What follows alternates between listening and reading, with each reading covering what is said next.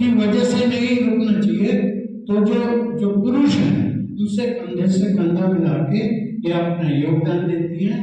मैं अपनी तरफ से इनको साधुवाद देता हूँ। अब हम थोड़ा सा आगे चले। यदि जी जी जी, अरे देवेंद्र जी आइए, देवेंद्र प्लीज आइए, ज्ञान सिंह जी आइए।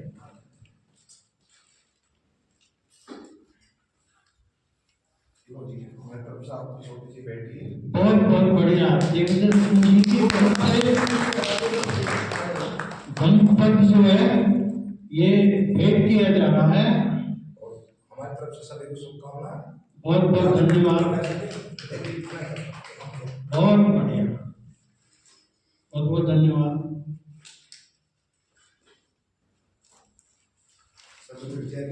जय भीम।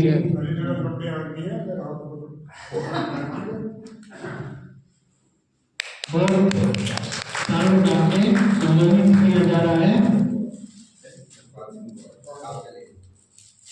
देवेंद्र सिंह जी का सम्मान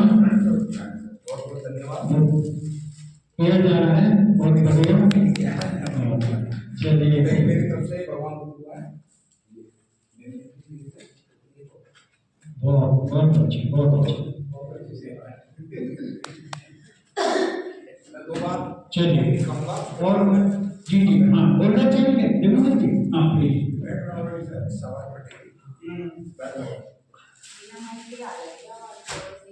सभी को जय भीम। जय भीम। आज बहुत पवित्र दिन है और कल संत गुरु रविदास जी की जयंती थी, उसकी भी सभी को हार्दिक हार्दिक शुभकामनाएं। एक बार भगवान तथागत बुद्ध प्रवचन दे रहे थे, तो एक हम जैसा गरीब आदमी था, गरीब बहुत था, तो खेतों में काम कर रहा था। उन्होंने कहा तथागत आए हुए हैं, प्रवचन देंगे, तो भाई बुद्ध बिहार में परंपरा होती है उपहार देना। उसे क्या दिखा कि भाई मेरे पास देने के लिए कुछ नहीं है, तो उसने क्या करा कि उसको ध्यान आया कि जहाँ तथागत प्रवचन देते हैं उस विहार के अंदर एक बहुत बड़ा खड्डा है। तो उसने क्या काम करा, एक मुट्ठी मिट्टी ली और उसे ले जाकर इस तरीके से तथागत को नमन करा और ले जाकर मिट्टी खड्डे में गिर। सभी लोगों का ध्यान गया उस खड्डे की तरफ। तो अगली बार जब वहां भगवान बुद्ध प्रवचन देने आए और जो लोग उपासक थे सभी लोग को ध्यान आया कि खड्डा बहुत बड़ा है और उस उपासक ने काम करा, तो सबने उपहार में एक मुट्ठी मिट्टी ली और ले जाकर खड्डा भर दिया। तो तथागत बुद्ध या परम पूज्य बाबा साहब एक समुद्र है, में इतना पढ़ना आसान नहीं है, लेकिन जो भी पढ़ रहे हैं, जो भी काम कर रहे हैं, उनसे मेरा यही कहना है कि मनों में ईमानदारी होनी चाहिए, काम करने की किसी से घृणा नहीं होनी चाहिए, और अगर हम घृणा करें तो फिर हम अपने घर तक सीमित रहें। जो बौद्ध जी ने इस बुद्ध विहार को दिया है, क्योंकि जरूरी ये नहीं है कि विरासत में क्या मिला, जरूरी है विरासत को दे के क्या जाए। हम पे जितना भी प्रयास हो सके, जहां तक भी हो सके, बाबा साहब डॉक्टर अम्बेडकर ने बहुत बड़े बड़े कॉमर्स वाले हुए थे, लेकिन हमें अब ज्यादा से ज्यादा प्रयास जो करना वो बुद्ध विहारों को। आप देखो आए दिन घटना होती है, बाबा साहब की यहाँ स्टैचू तोड़ दी, बाबा साहब की वहां स्टैचू तोड़ दी। उसका कारण क्या है? उसका कारण ये है कि हम लोग बाबा साहब की स्टैचू वहां लगाते हैं जहां हमारे लोग नहीं होते, जंगल में लगा दी, कहीं एलएमसी में लगा दी, मतलब उसकी रखवाली नहीं है। आज बाबा साहब की स्टैचू लगेगी तो कोई तोड़ेगा नहीं। इसी तरीके से जहां भी बुद्ध विहार का हम ज्यादा से ज्यादा निर्माण करें तो बाबा साहब को सम्मान मिलेगा, उसका ज्ञान भी बढ़ेगा और मूर्तियों की रक्षा भी होगी। मस्जिदों का निर्माण वहां होता है जहां सम्मान होते हैं, गुरुद्वारे वहां बनाए जाते हैं जहाँ गुरु को मानने वाले होते हैं, सरदार होते हैं, और हिंदू मंदिर भी वही बनते हैं जहाँ हिंदुओं की जनरेशन। तो बुद्ध विहारों का निर्माण होगा ज्यादा से ज्यादा, तो तथागत बुद्ध के प्रवचन भी चलेंगे और जो हमारे समाज की कमियां हैं वो कमियां भी निकल कर आप जैसे अच्छे अच्छे लोग, पढ़े लिखे लोग समाज की जिम्मेदारी समझेंगे, तो जिम्मेदारी का समाज में ऐसा होता है। तो मेरी तरफ से छोटी सी बेटी मैं क्षमा चाहता हूँ, मेरी तरफ से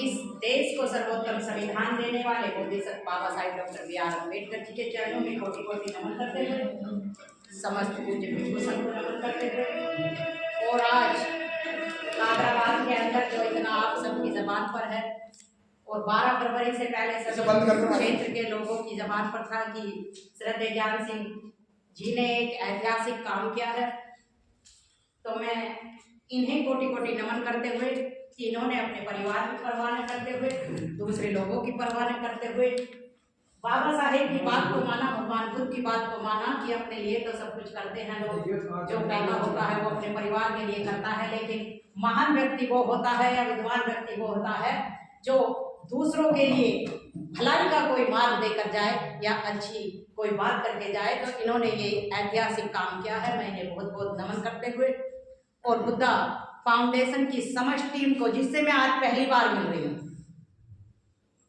आज से पहले शायद मैं कभी मिली नहीं, लेकिन हे बाबा साहेब, आपने कहाँ कहाँ इस राखी रावण को सम्मान दिया। अभी मेरे भाई कह रहे थे कि राखी रावण जब बोलती है तो लोगों में जोश आ जाता है, उनसे प्रेरणा लेकर हमने भी सोचा महिलाओं को, तो मैं तो छोटा सा काम कर रहे हैं। इन सभी को नमन करते हुए, और श्रद्धेय धर्मपाल प्रधान जी जो मेरे धर्म गुरु के रूप में यहाँ बैठे हैं, श्रद्धेय सतपाल जी और देवेंद्र हिसाली जी, जिनके साथ मैंने कैडर शुरू किए, बहुत सालों से इन्होंने कैडर आरंभ किए हैं, तो मैं इन्हें भी नमन करती हूँ, और जितने भी यहाँ लोग बैठे हैं सभी को मेरा नमो बुद्धाय जय भीम।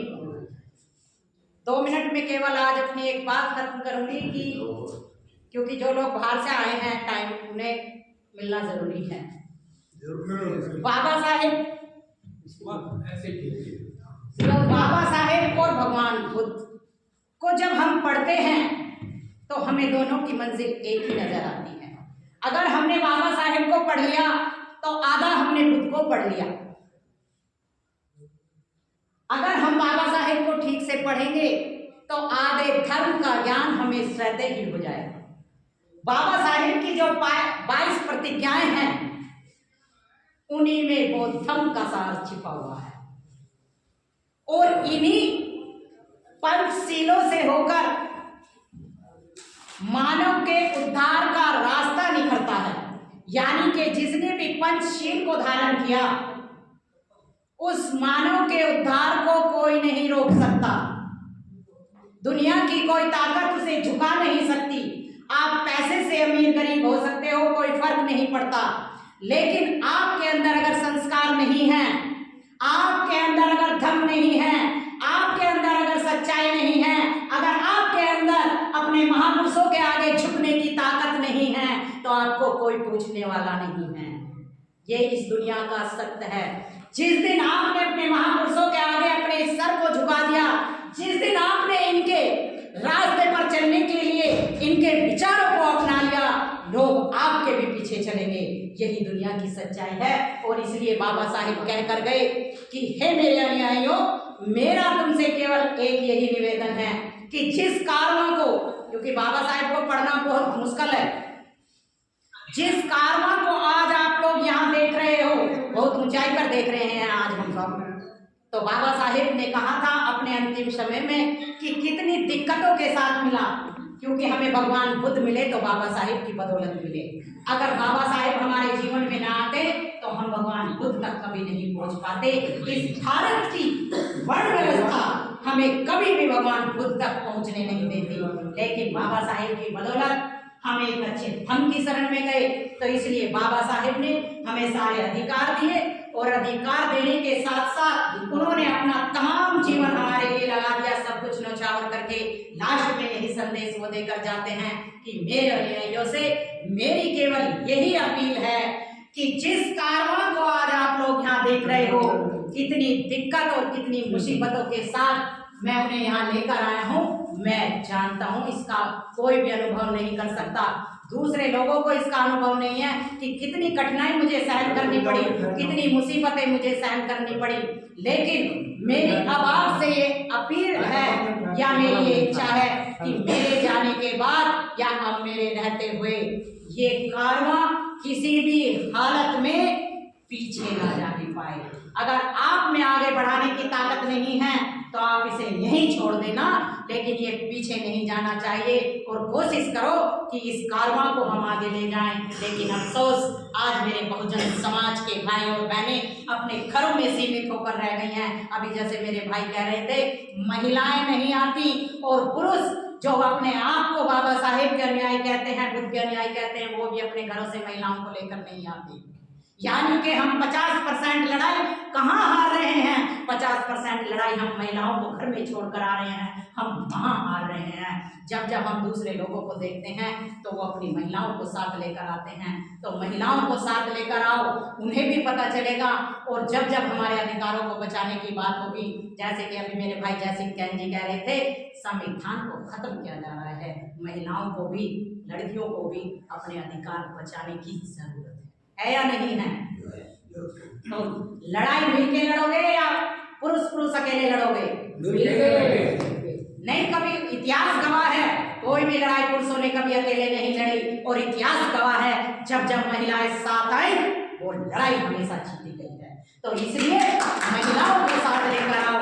और मैं बुद्धा फाउंडेशन से भी ये अपील करती हूँ कि जब जब आपको राखी रावण की जरूरत पड़े, राखी रावण आपके साथ है। इस समाज को जगाने के लिए वो अपनी जान को निछावर कर देगी। इसी के साथ मैं आज अपनी वाणी को यही विराम देती हूँ। सभी को नमो बुद्धाय, जय भीम, जय संविधान। करुणा के सागर का नमन करते हुए वो सब बाबा साहब को भीमराव के साथ नमन करते हुए, जैसे ही हमारे श्रद्धेय ज्ञान सिंह जी अभी हमारे भाई साहब बता रहे थे, 40 साल से आप इन्हें जानते थे, बाकी मेरी इनकी दोस्ती 50 साल पहले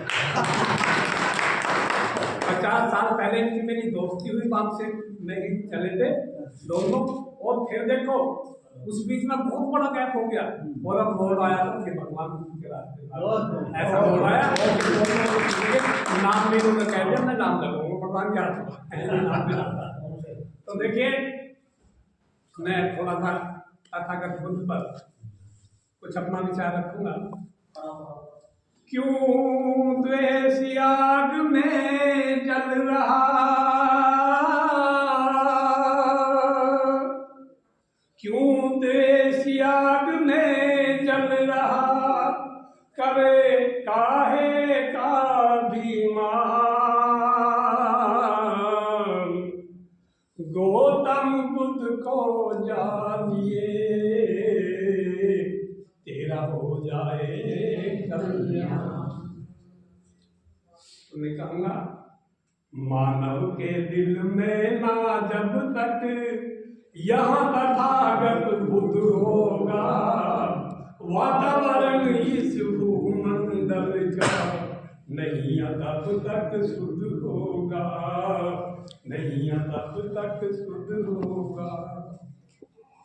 पानाति पाता वे मणि पर करता कभी विचार नहीं, द्वेष आग में झुलस रहा तुझे खुद से खुद को प्यार नहीं। द्वेष आग में झुलस रहा तुझे खुद से खुद को प्यार नहीं।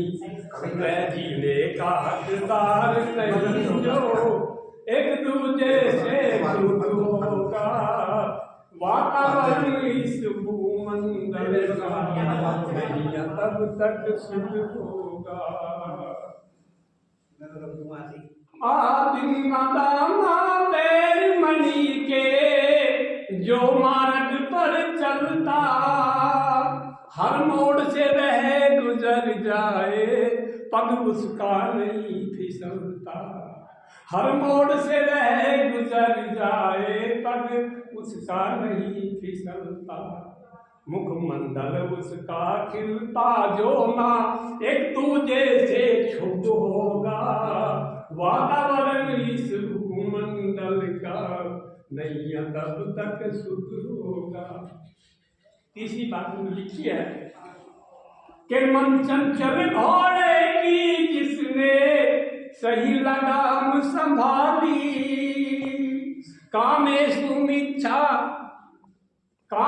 मिच्छा चावा पर विजय उसी ने पाली। कामेषु मीच्छाचारा पर विजय उसी ने पाली। चाहूँ और देश में खुशहाली हो, मेरे देश में खुशहाली, फिर क्यों महाभारत युद्ध होगा। वातावरण इस भूमंडल का नहीं तब तक शुद्ध होगा। मूसा वादा मेरे मणि पर कभी न करता ध्यान यहाँ, इसलिए तो होता है तेरा पल पल पर अपमान। क्योंकि झूठ हो गया, झूठों का पुलिंदा बना पड़ा है। मूसा वादा मेरे मणि पर कभी न करता ध्यान यहाँ, कभी न करता ध्यान यहाँ, इसीलिए तो होता है तेरा पग पग पर अपमान यहाँ। अरे झूठ पुलिंदों का जब तक, हाँ झूठ पुलिंदों का जब तक लगा, तेरे दिल में खुद होगा। वातावरण इस भूमंडल का नहीं तब तक शुद्ध होगा। तो साथियों 5वें शीर्षक में लिखा है, नशाया करना बहुत बुरी लत, कर्म बहुत ही गंदा। नशाया करना बहुत बुरी लत, कर्म बहुत ही गंदा। दुष्कर्म इसी में छुपे हैं सब, जो मानव को बना दे अंधा। दुष्कर्म इसी में छुपे हैं सब, जो मानव को बना दे अंधा। बुरे कर्म के फांसी का फंदा, बुरे कर्म के फांसी का फंदा, धर्मपाल कह गए मैं खुद होगा। वातावरण इस भूमंडल का नहीं तब तक शुद्ध होगा। यहाँ तक शुद्ध होगा। वातावरण इस भूमंडल का नहीं तब तक शुद्ध होगा।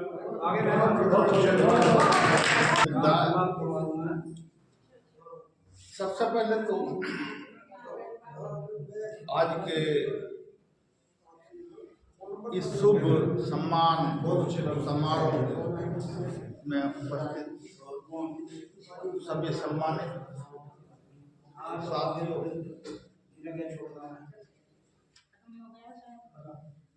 श्री ज्ञान सिंह जी को बहुत बहुत बधाई देता हूँ, जो बुद्ध विहार बनाकर कादराबाद की जनता को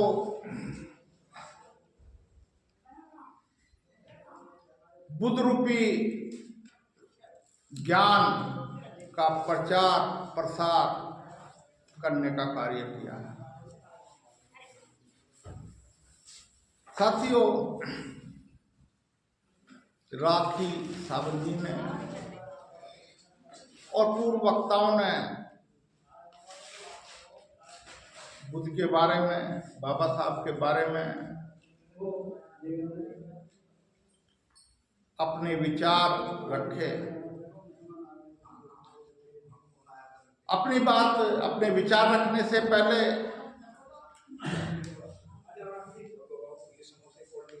वैज्ञानिक सोच का संदेश देने वाले बुद्ध को नमन करता हूं,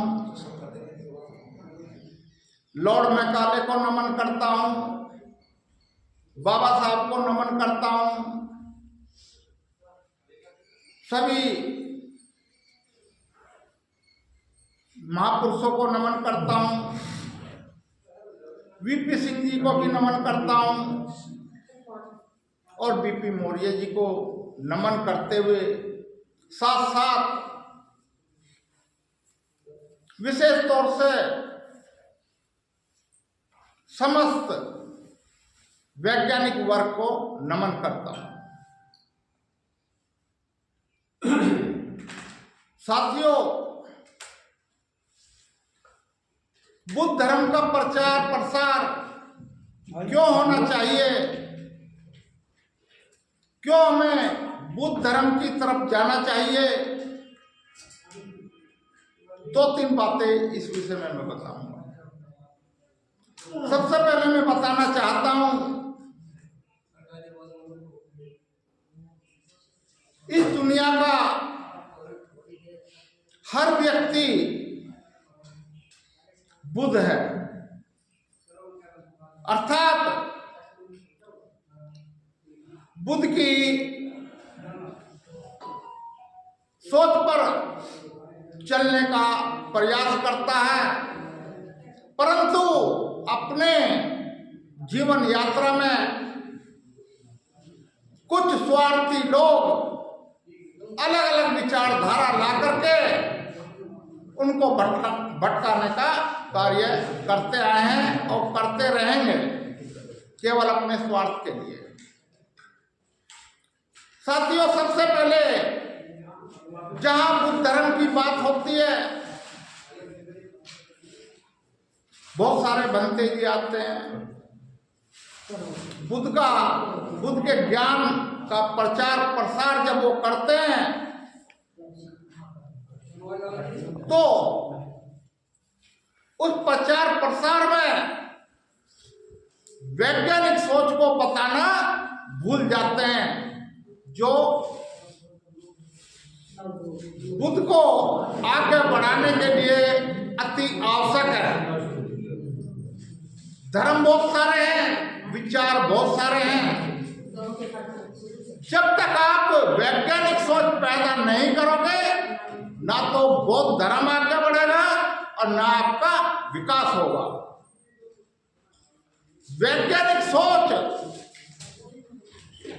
के कारण जितना विश्व में विकास हुआ है वो आप सब जानते हैं। अगर आज मेरी वीडियो बन रही है, जितने सुख सुविधा के साधन हैं वो केवल और केवल विज्ञान के कारण है। तो जहां भी बुद्ध धर्म के बारे में हम कहें तो विज्ञान के बारे में जरूर बता दें। बुद्ध धर्म पंचशील नहीं है, बौद्ध धर्म तीसरण नहीं है, अष्टांगी मार्ग नहीं है, या और जितना विचार है वो नहीं है। बुद्ध धर्म, बुद्ध का धर्म एक विज्ञान है जो सच्चाई का पता लगाने का काम करता है। सच्चाई तक, किसी विषय की सच्चाई तक, किसी वस्तु की सच्चाई तक, किसी बात की सच्चाई तक किस प्रकार पहुंचा जाए, उसकी तह तक किस माध्यम से पहुंचा जाए, वही बुद्ध का विचार है। बुद्ध अपने जीवन यात्रा में क्या करते रहे, सवाल जवाब के माध्यम से जो जितनी सच्चाई का पता लगाने वाली संस्थाएं हैं, चाहे वो सीबीआई हो, क्या सीट हो, क्या जुडिशरी हो, सबका माध्यम बुद्ध का माध्यम है सवाल जवाब करना। और सवाल जवाब करना, इसी के माध्यम से सच्चाई पर पहुंचकर आप हर विषय पर विजय प्राप्त कर सकते हैं। बाबा साहब का रास्ता क्या था? कोई धर्म नहीं था और उन्होंने हर जगह विजय प्राप्त की केवल और केवल सवाल और जवाब के माध्यम से। दूसरी बात, बुद्ध धर्म का दूसरा जो विचारधारा है, जो संविधान की उद्देशिका है, लाज आइडियोलॉजी, संविधान की उद्देशिका लाज, liberty, equality and fraternity and justice, सबको मिला के क्या हुआ? लाज। इस उद्देशिका में जो आपका फंडामेंटल राइट्स है, राइट ऑफ इक्वलिटी, सभी महापुरुष हैं, उन्होंने समानता के अधिकार विचार रखे और उसी का समर्थन किया और उसी के लिए हम लड़े, बाबा साहब लड़े, अन्य महापुरुष लड़े, अपने अपने तरीके से सबने लड़ाई लड़ी। उसी बात को मैं क्यों इसको राइट ऑफ इक्वलिटी को क्यों इक्वलिटी के बारे में कह रहा हूं, बुद्ध ने भी यही बात कही। जब हम महापुरुषों का नाम लेते हैं, बहुत सारे बैनरों पर मैंने देखा काफी महापुरुषों के फोटो उसमें होते हैं, वाल्मीकि जी का हो, जलकारी बाई का हो, पेरियार जी का हो या किसी अन्य महापुरुष का हो, बाबा साहब बुद्ध का हो। जब हम अपने विचार रखते हैं, महापुरुषों के नाम लेते हैं, तो हम उन फोटो में भी कहीं ना कहीं भेदभाव करते हैं। और जब हम अपने विचार रखते हैं, विचार रखने से पहले महापुरुषों के नाम लेते हैं, तो वहां भी हम भेदभाव रखते हैं। जैसे जब हम महापुरुषों में माता रमाबाई जी का नाम लेते हैं, उनका जन्मदिन मनाते हैं, तो सविता कबीर जी को भूल जाते हैं। मैं पूछना चाहता हूं, क्या सविता कबीर का योगदान नहीं रहा है? दूसरी शादी बाबा साहब ने जो की थी, मजबूरी वंश की थी। बाबा साहब डायबिटिक थे, डायबिटीज के पेशेंट थे। अगर सविता कबीर, सविता अम्बेडकर बाबा साहब की सेवा नहीं कर पाती, नहीं करती, डॉक्टर थी, तो हो सकता है बाबा साहब संविधान भी नहीं लिख पाते। तो हमें उनको भी मान सम्मान देना चाहिए, भेदभाव न करके। इसी प्रकार जब हम महापुरुषों का नाम लेते हैं, तो वीपी सिंह जी का नाम भूल जाते हैं, इसलिए क्योंकि वो क्षत्रिय थे, हमें नहीं भूलना चाहिए। उस SC/ST एक्ट जो वीपी सिंह जी ने बनाया, जो बाबा साहब को रत्न दिलाने का काम किया, भारत रत्न दिलाने का काम किया, जो ओबीसी को आरक्षण दिया, वीपी सिंह जी का आज नाम नहीं लेते, अन्य महापुरुषों का नाम लेते हैं। तो ये भेदभाव हमें बुलाना होगा। महापुरुष किसी भी वर्ग का हो, हमारे लिए हर व्यक्ति महापुरुष है, जिसने हमारे लिए कुछ ना कुछ दिया। इसी प्रकार मनुस्मृति जलाई गई, उसके साथ आग में जो मनुस्मृति को डालने वाला ब्राह्मण वर्ग से नीलकंठ शास्त्रापुत्र, उसका कहीं हम नाम नहीं लेते हैं, तो उसका भी हमें नाम लेना चाहिए। अगर महापुरुष किसी अन्य वर्ग में आता है और उसका हम नाम नहीं लेते हैं, तो वो वर्ग आपके लिए क्यों काम करेगा? एक बात।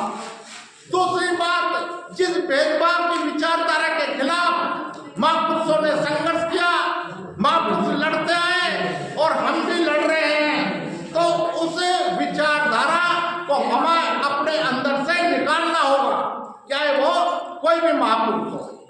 तो साथियों, ज्यादा नहीं करते हुए एक बात और कहूंगा, बुद्ध का जो पंचशील है, अष्टांगी मार्ग है, ये एक विचारधारा पर टिका हुआ है। वो विचारधारा है शरीराम रक्षम परमो धर्म है।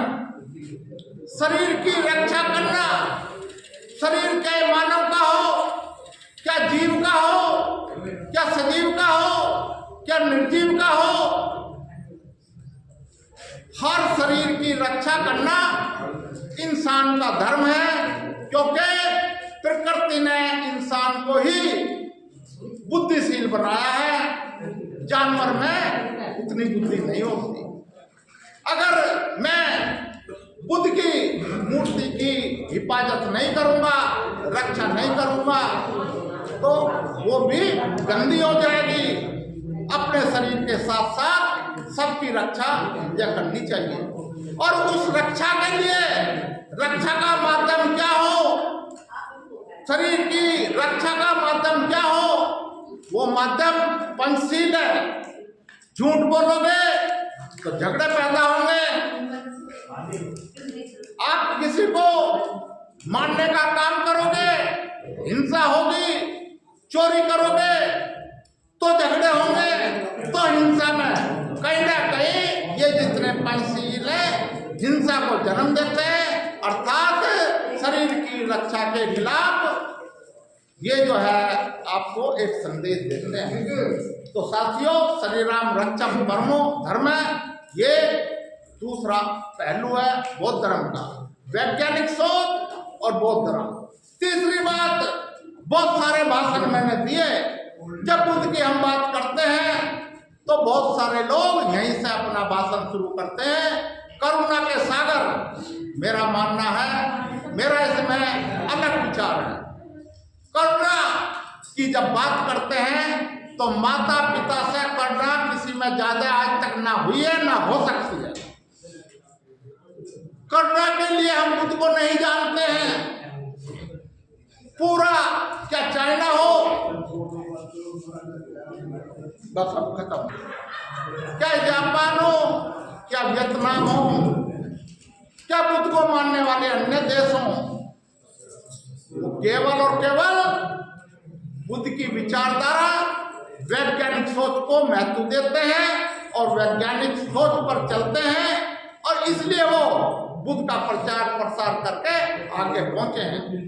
इसी के साथ एक बात करूंगा, हम 1% नहीं, आप ये मत मानो कि बुद्ध, आप ये कहना शुरू कर दो इस भारत का ही नहीं, दुनिया का हर व्यक्ति बुद्ध है, क्योंकि उसके अंदर बुद्धि है। और जितने धर्म है, क्या इस्लाम हो, क्या ईसाई हो, कहीं ना कहीं बुद्ध की विचारधारा उसमें आपको देखने के मिलेगी।